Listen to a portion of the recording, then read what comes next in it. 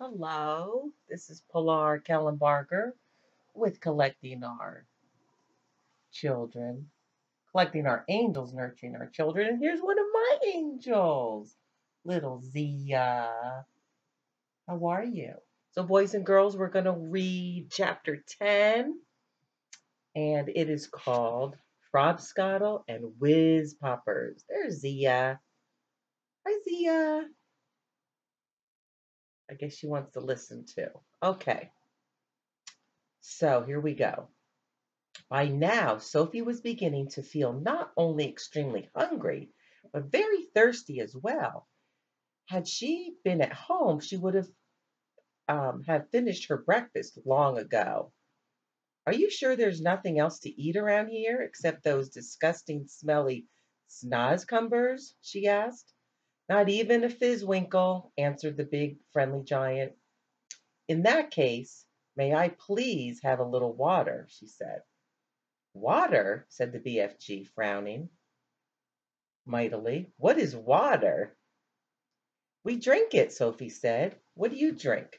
Frogs, Frobscottle, announced the BFG. All giants is drinking Frobscottle. Is it nasty?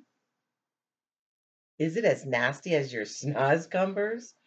Sophie asked. Nasty, cried the BFG. Never is it nasty. Frobscottle is sweet and jumbly. We got up. He got up from his chair and went to a large, huge cupboard. He opened it and took out a glass bottle that must have been 6 feet tall. The liquid inside was pale green and the bottle was half full.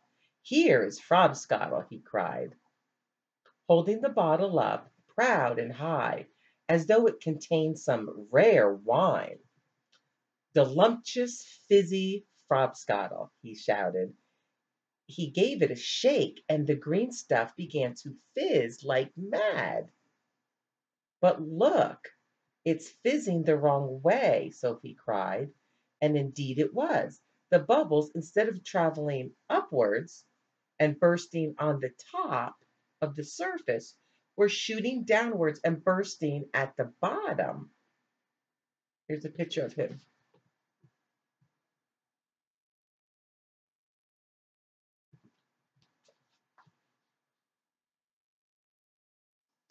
A pale green, frothy fizz was forming on the bottom of the bottle.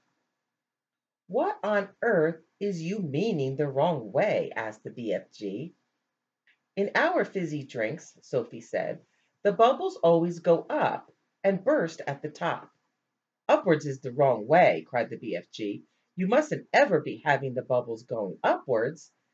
That that the most bunking rubbish I ever is hearing. Why do you say that? Sophie asked. You is asking me why, cried the BFG, waving the enormous bottle around as though he were conducting an orchestra.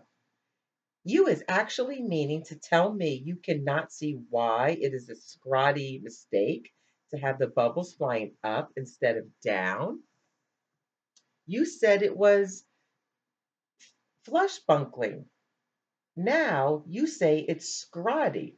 Which is it? Sophie asked politely.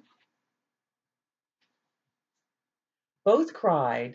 Both, cried the BFG. It is a flushbunking and scrawny mistake to let the bubbles go upwards. If you can't see why, you must be as quacky as a duckhound. By Ringo, your head must be so full of frog squinkers and buzz wranglers, I is frittered if I know how you can call at all. Why shouldn't the bubbles go upward? Sophie asked. I will explain, said the BFG. But tell me first, what name is you calling your Frobscottle by? One is Coke, Sophie said. Another is Pepsi. There are lots of them. And the bubbles is all going up? They all go up, Sophie said. Catastorous, cried the BFG. Up going bubbles is a catastorous disaster, dis, disastrophe. Will you please tell me why? Sophie asked. If you will listen carefully, I will try to explain, said the BFG. But your brain is so full of bug whiffles, I doubt you will ever understand. I'll do my best, Sophie said patiently. Very well then. When you is drinking your cokey drink of yours, said the BFG, it is going straight down into your tummy. Is that right? Or is it left? It's right, Sophie said. And the bubbles is going also into your tummy, right or left? Right again, Sophie said. And the bubbles is fizzing upwards. Of course, Sophie said, which means, said the BFG, that they will all come swish whiffling up your throat and out of your mouth and make a fulsome belchy burp. That is often true, Sophie said. But what's wrong with a little burp now and again? It's sort of fun. Burping is filthsome, the BFG said. Us giants is never doing it. But you but with your drink, Sophie said, what was it you called it? Frobscottle, said BFG. With Frobscottle, Sophie said, the bubbles in your tummy will be going downwards, and that could have a far nastier result. Why nasty? Asked the BFG, frowning. Because, Sophie said, blushing a little, if they go down instead of up, they'll be coming out somewhere else with an even louder and ruder noise. A whiz popper, cried the BFG, beaming at her. Us giants is making whiz poppers all the time. Whiz popping is a sign of happiness. It is music in our ears. You surely is not telling me that a little whiz popping is forbidden among human beings. It is considered extremely rude, Sophie said. But you is whiz popping. Is you not, now and again? Asked the BFG. Everyone is whiz popping, if that's what you call it, Sophie said. Kings and queens are whiz popping. Presidents are whiz popping. Glamorous film stars are whiz popping. Little babies are whiz popping. But where I come from, it is not polite to talk about it. Redunculous, said the BFG. If everyone is making whiz poppers, then why not talk about it? We is now having a swiggle of this delicious frobscottle, and you will see the happy result. The BFG shook the bottle vigorously. The pale green stuff fizzed and bubbled. He removed the cork and took a tremendous gurgling swig. It's gloomy, he cried. I love it. For a few moments, the big friendly giant stood quite still, and a look of absolute ecstasy began to spread over his long, wrinkly face. Then suddenly the heavens opened up, and he let fly with a series of the loudest and rudest noises Sophie had ever heard in her life. They reverberated around the walls of the cave like thunder, and the glass jars rattled on their shelves. But most astonishing of all, the force of the explosions actually lifted the enormous giant clear off his feet like a rocket. Whoopee! He cried when he came down to earth again. Now that is whiz popping for you. Here he is. Make them go up in the air. His whiz popping. Sophie burst out laughing. She couldn't help it. Have some yourself, cried the BFG, tipping the neck of the enormous bottle towards her. Don't you have a cup? Sophie asked. No cups, one bottle. Sophie opened her mouth, and very gently the BFG tipped the bottle forward and poured some of the fabulous frobscottle down her throat. And oh gosh, how delicious it was. It was sweet and refreshing. It tasted of vanilla and cream with just the faintest trace of raspberries on the edge of the flavor. And the bubbles were wonderful. Sophie could actually feel them bouncing and bursting all around her tummy. It was an amazing sensation. It felt as though hundreds of tiny people were dancing a jig inside her and tickling her with her toes. It was lovely. It's lovely, she cried. Just wait, said the BFG, flapping his ears. Sophie could feel the bubbles traveling lower and lower down her tummy. And then, suddenly, inevitably, the explosion came. The trumpet sounded, and he too made the walls of the cavern ring with the sound of music and thunder. Bravo! Shouted the BFG, waving the bottle. You is very good for a beginner. Let's have some more. So that's the chapter 10, and now we're going to go into 11. So if you want to stop it here and then pick it up after, you can, or you can kick back to this one. This one is called Journey to Dream Country. After the Mad Frog Scottle party was over, Sophie settled herself again on top of the enormous table. You is feeling better now? Asked the big friendly giant. Much better, thank you, Sophie said. Whenever I is feeling a little scrotty, the BFG said, a few gallops of frobscottle is always making me hopscotchy again.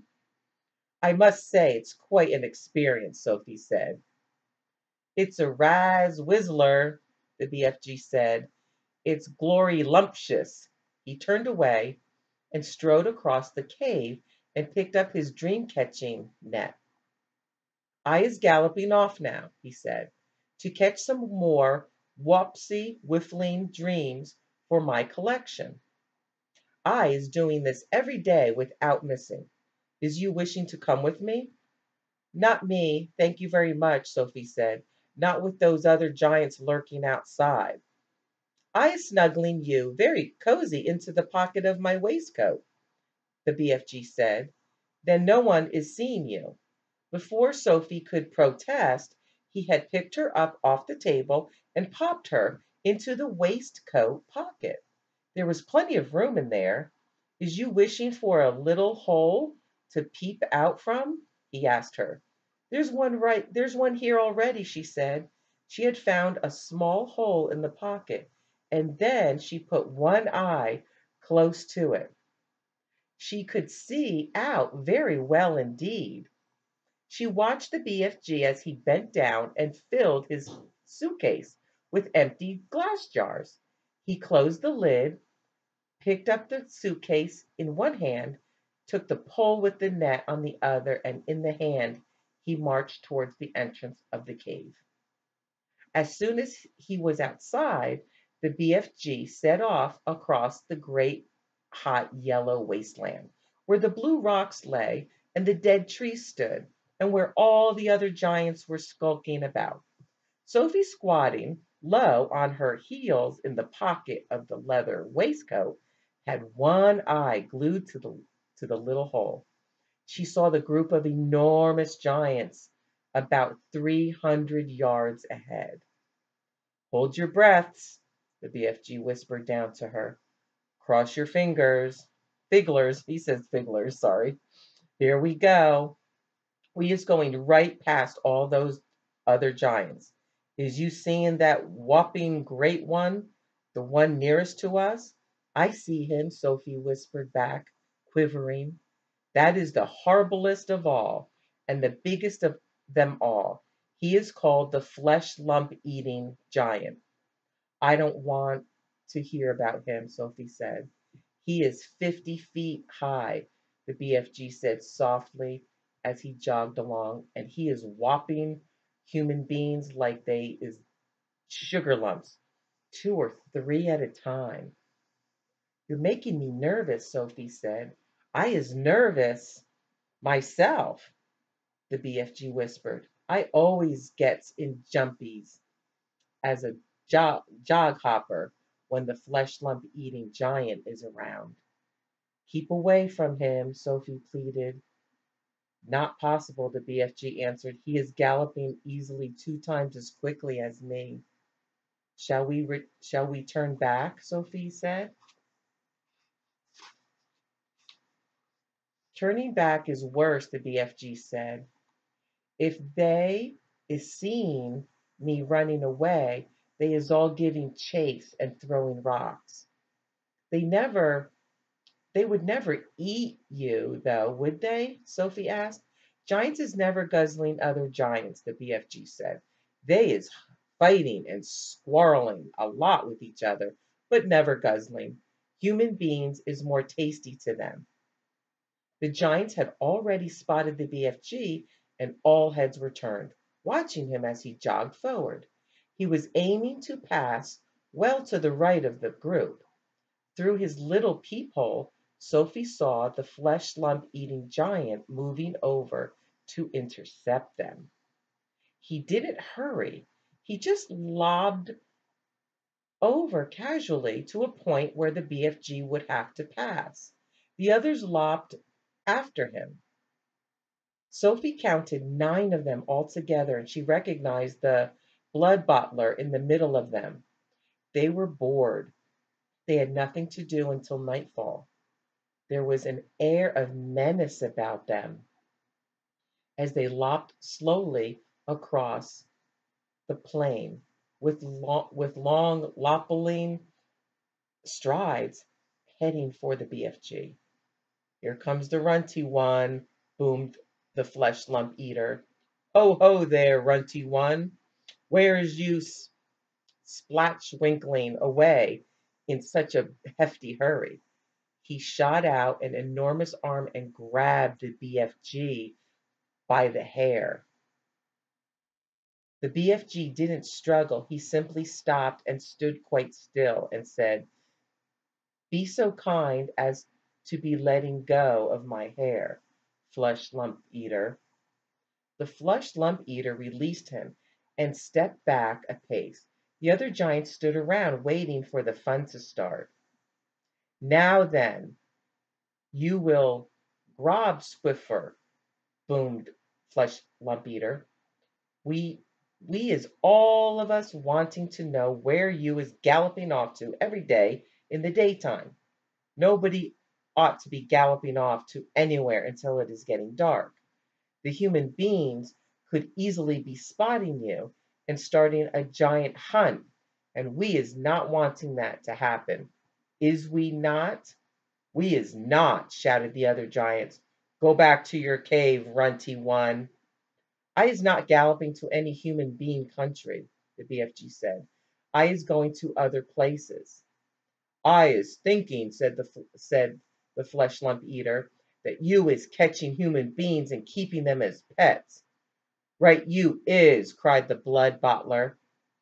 Just now I is hearing him chittering away to one of them in his cave.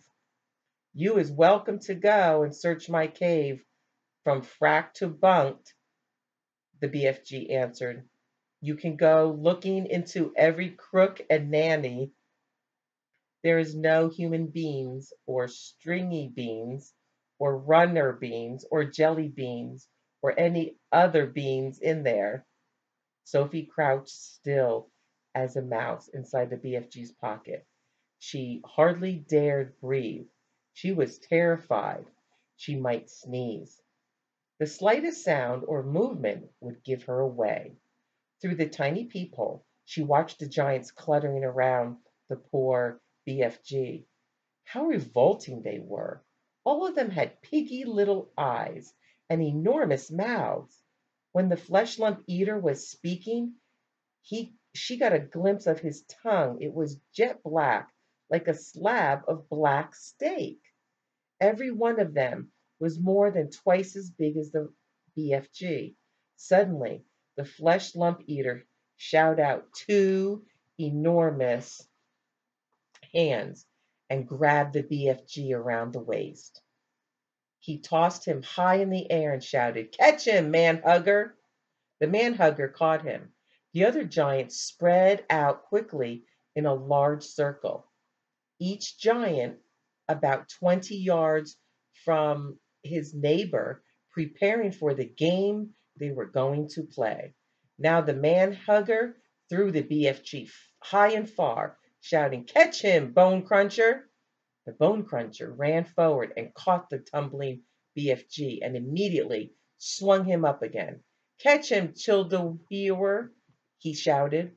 And so it went on. The giants were playing ball with the BFG, vying with each other to see who could throw him the highest. Sophie dug her nails into the sides of the pocket, trying to prevent herself from tumbling out when she was upside down. She felt as though she were in a barrel going over Niagara Falls. And all the time there was the fearful danger that one of the giants would fail to catch the BFG and he would go crashing into the ground. "Catch him, Meat Dripper! Catch him, Gizzard Guppler!" Here's what the picture looks like. Throwing him around. "Catch him, Maid Masher! Catch him, Blood Bottler! Catch him! Catch him! Catch him!" In the end, they got bored with this game. They dumped the poor BFG on the ground. He was dazed and shattered. They gave him a few kicks and shouted, "Run, you little runt! Let us be seen how fast you is galloping." The BFG ran. What else could he do? The giants picked up rocks and hurled them after him. He managed to dodge them. "Rudy little runt," they shouted. "Tawdry little twist. Chivalry little shrimp. Mucky little midget. Squaggly little squid. Grobby little grub." At last, the BFG got clear of them all, and in another couple of minutes, the pack of giants was out of sight over the horizon. Sophie popped her head up from the pocket. "I didn't like that," she said. "Phew," said the BFG. "Phew, and far between. They was in a nasty crouching mood today." "And they not? I is sorry you was having such a whirl-gig time." "No worse than you," Sophie said. "Would they ever really hurt you?" "I isn't ever trusting them," the BFG said. "Why do they actually catch the humans they eat?" Sophie asked. "They is usually just sticking an arm in through the bedroom window and snitching them from their beds," the BFG said. "Like you did to me." "Ah, but I isn't eating you," the BFG said. "How else do they catch them?" Sophie asked. "Sometimes," the BFG said, "they is swimming in from the sea like fishes, with only their heads showing above the water. And then out comes a big hairy hand and grabbles some off the beach. Children as well, often chidlers," the BFG said. "Little chidlers who is building sandcastles on the beach. That is who the swimming ones are after. Little chidlers is not so tough to eat as old grandma, so says child chewing giant." As they talked, the BFG was galloping fast over the land. Sophie was standing right up in his waistcoat pocket now and holding on to the edge with both hands. Her head and shoulders were in the open and the wind was blowing in her hair. "How else do they catch people?" she asked. "All of them is having their own special ways of catching the human being," said the BFG. "The meat dripping giant is preferring to pretend he is a big tree growing in the park. He is standing in the park in the dusky evening, and he is holding great big branches over his head. And there he is waiting until some family, happy families, is coming to have a picnic under the spreading tree. The meat dripping giant is watching them as they lay out their little picnic. But in the end, it is the meat dripper who is having the picnic. It's too awful, Sophie cried. The gizzard, the gizzard gumpling giant is a city lover, the BFG went on. The gizzard guppler is lying high up between the roofs of houses in the big cities. He is lying there, snugging as a sniggler and watching the human beings walking on the street below. And when he sees one that looks like it has a whooping good flavor, he grabs it. He is simply reaching down and snitching it off the street like a monkey taking a nut. He says it is nice to be able to pick and choose what you are having for your supper. He says it is like choosing from a menu. Don't people see him doing it? Sophie asked. Never is they seen him. Do not forget it is dusky dark at this time. Also, the gizzard guppler has a very fast arm. His arm is going up and down quickly with squinkers. But if all these people are disappearing every night, surely there's some sort of an outcry, Sophie said. The world is a whooping big place, the BFG said. It has 100 different countries. The giants is clever. They is careful not to be skittling off to the same country too often. They is always switch fiddling around. Even so, Sophie said. Do not forget, the BFG said, that human beings is disappearing everywhere all the time, even without the giants is guzzling them. Human beings is killing each other much quicker than the giants is doing. But they don't eat each other, Sophie said. Giants isn't eating each other either, the BFG said. Nor is giants killing each other. Nor is crocodilians killing other crocodilians. Nor is pussycats killing pussycats. They kill mice, Sophie said. Ah, but they is not killing their own kind, the BFG said. Human beings is the only animal that is killing their own kind. Don't poisonous snakes kill each other? Sophie asked.